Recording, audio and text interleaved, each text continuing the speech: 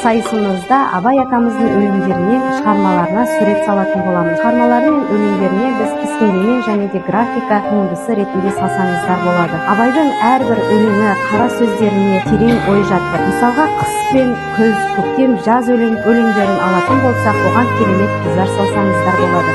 Ғылым таппай мақтанба өлеңінде даналықтың дүниесін салсаңыздар болады. Әрбір қара сөздерінде философиялық үлкен мағына жатыр. Соны ақ бет қағазына түсірсеңіздер болады. Ал бүгінгі еңбектеріңізге сәттілік.